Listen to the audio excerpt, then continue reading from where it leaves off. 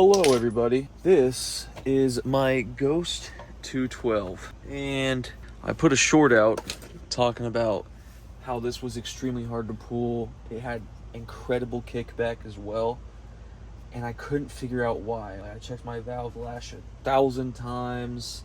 I checked the timing. This is an arc billet flywheel inside of here, and they have 32-degree timing, so it can be pretty tough sometimes, but this was impossible. So I ended up doing a lot of stuff. I've been doing this for hours now. We reset the valve lash, I don't know, 20 times. Not even joking. It probably was 20 times. We checked our rods. We checked if we were breathing out on the, not this way, the exhaust. Made sure everything was going that way. We took the coil off to see if it really was the timing, and it wasn't. I didn't know what was going on. And then looked up a few things, wanted to see if the compression release mechanism on the cam was broken or something. This is the Fire 265 cam. We had this in there because we want to run this cam, and the mechanism is working right. So we switched to the stock cam, and it was still having the same issue. Played with it a few times, and then finally I realized no matter how many times I set the valve lash, we were 180 out the whole time. That's right. So I then did it correctly, and while it is still kind of hard to pull, it's not impossible. It's nowhere near what it was. It's still manageable. These Ghost engines do have a lot of compression already, so when we were 180 out, it was literally not going to happen. I was pulling it with two hands, and I was going to break the cord. That's why we took that off and started using the drill, and it almost broke our drill. I really didn't want to dig this out of here again, but I really do want my Fire 265 cam in this engine. That's why I bought it. So I'm just gonna give myself one more try here, and we're gonna go ahead and put the Fire 265 cam in and see if we can get this thing to come out. Take our spark plug out so that we can rotate this thing by hand. It's so simple, but I do believe that was our only issue. Yep. Uh-oh. That sucks. We just definitely lost our lash cap forever. It's gone. There's no way I'm gonna find that in this. I've dropped them a couple times tonight, but this is the first time I haven't watched it as it landed.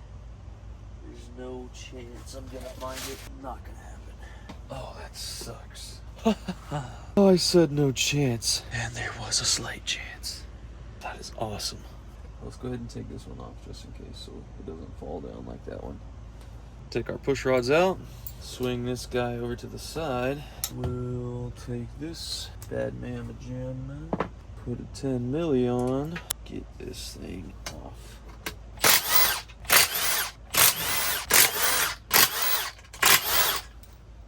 Just like that. Just like that. Oh, look at that. Stock cam came out with it. Alright. Take that. Put it right here. Make sure those look good. We're going to put some oil on the end of the cam here. That sits inside the bearing. Some oil like that. Some on the lobes. You can see the 265 cam versus our stock cam. The duration is a bit longer on the 265s. See how that is a bit sharper on the stock cam? Yeah. It's gonna have it open for a little longer, give us a little more power. So we need to find our timing, which is why I need to spin this by hand. We're gonna line up our dot with the green dot. Put that in there. Boom. Just like that, and we're in time. Now, grab my side cover, put some oil on this end of the cam, some right here too. Take our side cover. Luckily we have not ripped our side cover yet.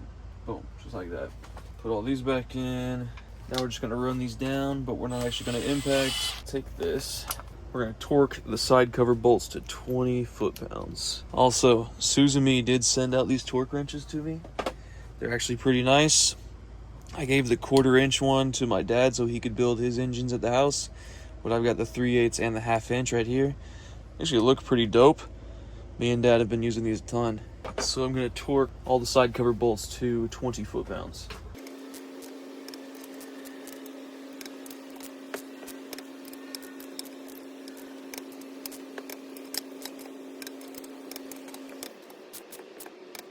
Yep. All right, let's come back to the head. Put our push rods back in. Make sure they seat right into there, right? Give them a little push so it's against the cam. Now for our rocker arms. Let's put our lash caps on again. Don't go away, just like that. Now for the other one. Put our other lash cap on. Now we're gonna set them both to 0.003 once we find the compression stroke. So we're gonna put our thumb, I feel it sucking in right now. This top dead center right here is the exhaust top dead center. So you get two top dead centers, one for the exhaust and one for the compression stroke. Once you feel pressure against your thumb, you're on the compression stroke. So I'm gonna look inside of here, see the top of the piston. I see right there is its highest point. I'm actually gonna give it, you have some play right here. So I'm gonna push it all the way until the last second of it being top dead center. Now we're gonna set the valve lash. So right here, we're actually pretty close already. Loosen this lock nut here, like that. I have to hold this with some pliers, tighten it just a little so it gives some pull but can still slide. I like to leave that feeler gauge in there and just double check. Yep, over here, tighten it up a bit. Yep, right here, tighten it down so we have some pull. Leave it in. Let's double check. Make sure that 0.4 can't go in. No. All right, cool. Oh, our 0.3 can, or our 0.003 can. There we go. Now, let's put our spark plug back in. All right, pull start back on. Please don't be hard to pull. I might lose my shit.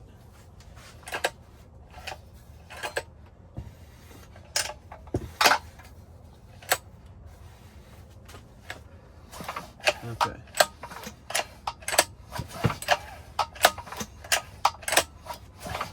All right. It's harder to pull than stuck, but it's not impossible to pull anymore. It's a good thing. Let's put our valve cover back on. Let's bolt it. I think I'm gonna go ahead and put this on the bike and see if I can get it to fire up. I also got a smaller sprocket, so we're gonna go ahead and put that on too.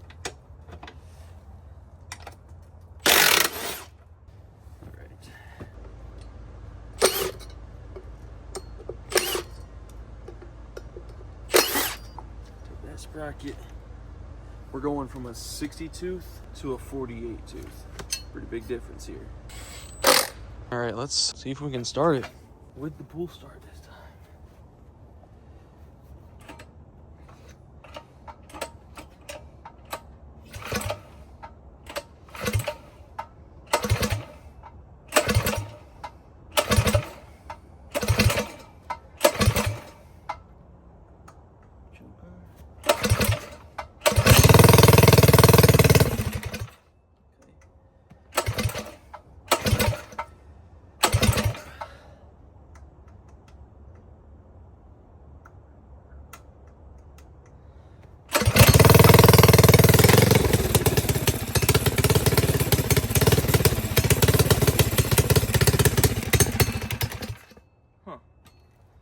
Quit on us. We need to set our idle.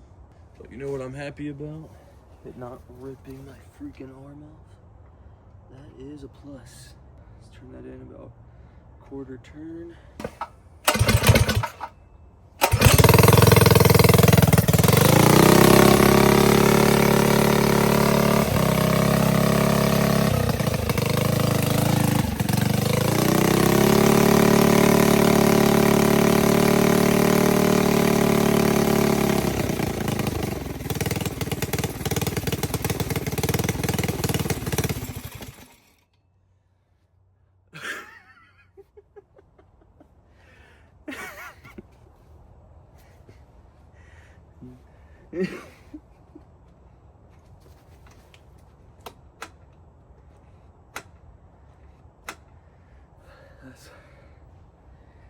That's why they say to have it up on blocks the first time you start it. We're against a wall.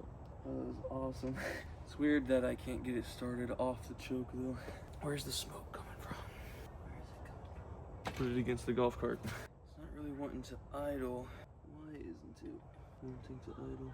Man, this thing has just been nothing but problems. Looks like I'm not done figuring stuff out. That's no fun at all. All right, I think I got it. Think we got it.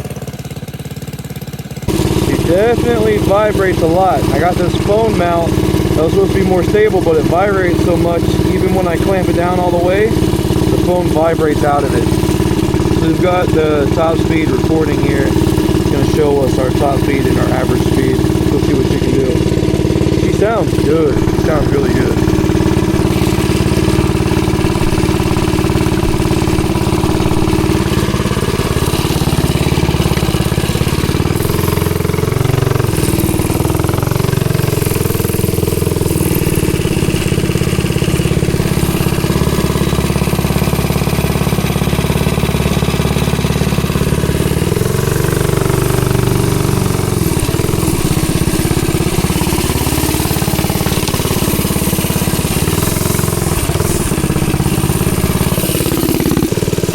Feels good. It definitely feels good. Oh yeah, she's gonna be fast, real fast.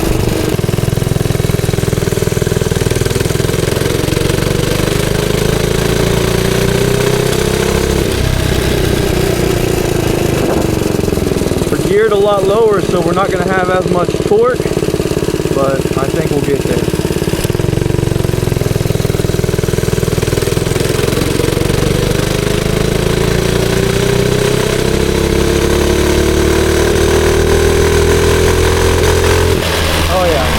I'm running out of road.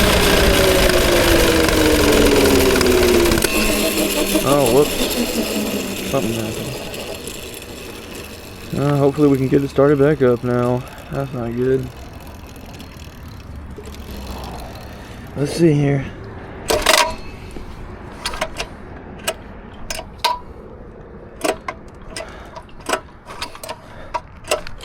Oh my goodness. Now it's hard to pull again. Something happened just now. Hopefully.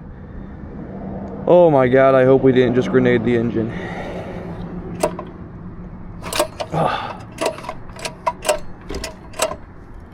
What the hell, man? Holy shit. How'd that even happen? It was going great. Well, I just spent like 10 minutes on the side of the road losing my crap. Kind of kicked the bike down a few times, tried to pull cord again. We're now back being extremely hard to pull the cord, and it will not start up now. Yeah, just been kind of losing my crap for a minute there. We didn't even get to go all in on her. We got up to 45 miles an hour and I let off of it and it shut down, and now she won't come back on. And I'm pretty far away from the house. So this is what I'm doing. All the way back to the house. We're like a couple miles away.